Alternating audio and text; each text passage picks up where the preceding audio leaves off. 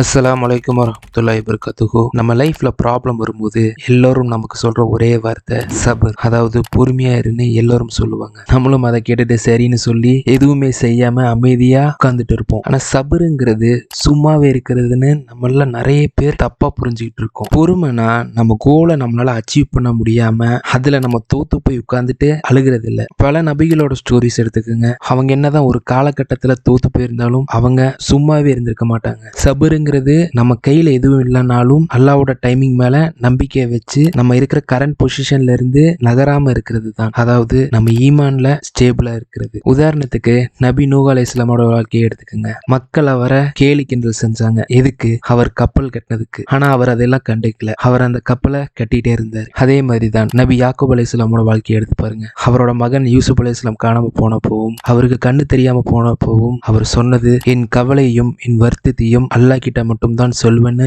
அவர் ஃபிக்ஸடா இருந்தாரு. ஒரு ப்ராப்ளம் உங்ககிட்ட வருதுன்னா அது உங்களை பிரேக் பண்ண போகுதுன்னு அர்த்தம் இல்ல, அது உங்க பொட்டன்ஷியலை ப்ரூவ் பண்ணுதுன்னு அர்த்தம். அந்த ப்ராப்ளத்தை நம்ம தோத்து போயிட்டோம்னா அதுல நம்ம பொறுமையா இருக்கணும். அந்த பொறுமையா இருக்கும்போது தான் நம்ம எமோஷன்ஸை ஹேண்டில் பண்ணுவோம். அது நம்ம பிரெயின்ல இருக்கிற ப்ரீஃப்ரண்டல் கார்டெக்ஸ்னு சொல்ற டிசிஷன் மேக்கிங் சென்டர்ஸை கண்ட்ரோல்ல வைக்க ஹெல்ப் பண்ணுது. அதான் அல்லாஹ் சொல்றான், பொறுமையாளர்களுடன் நான் இருக்கிறேன்னு. சோ ஒன்னு புரிஞ்சுக்கங்க, பொறுமை தோல்வி இல்லை, அது நம்மளோட சைலண்ட் ப்ரிப்பரேஷன். இந்த விஷயம் உங்களுக்கு புரிஞ்சிருந்துச்சுன்னா ட்ரை பண்ணி பாருங்க. அப்படி பண்ணுவீங்கன்னா கமெண்ட்ல I am a suffer person comment பண்ணுங்க. இந்த வீடியோ உங்களுக்கு பிடிச்சிருந்துச்சுன்னா லைக் பண்ணிட்டு இந்த வீடியோ யாருக்கு தேவைப்படுதோ அவங்களுக்கு ஷேர் பண்ணுங்க. நம்ம சேனல் பேஜ்ல இன்னும் நிறைய வகையான வீடியோஸ் போடலான் இருக்கேன். உதாரணத்துக்கு tech, finance, psychology, neuro science, இதை பத்தின எல்லாத்தையும் பத்தியும் நான் என்ன கத்துக்கிறேனோ அதை உங்ககிட்ட ஷேர் பண்ணலான் இருக்கேன். நான் படிக்கிறது, அப்புறம் நான் யூடியூப்ஸ்ல பாக்குற வீடியோஸை நான் என்ன கத்துக்கிட்டனோ அதை உங்ககிட்ட ஷேர் பண்ணலான் இருக்கேன். உதாரணத்துக்கு நான் ப்ரொடக்டிவிட்டியை அதை பத்தி படிக்கிறேன்னா அந்த ப்ரொடக்டிவிட்டியை பற்றி உங்ககிட்ட சொல்கிறது. இப்போ ஃபோன் ஸ்டோரேஜுக்கும் க்ளவுட் ஸ்டோரேஜுக்கும் வித்தியாசம் தெரியாமல் இருப்பீங்க.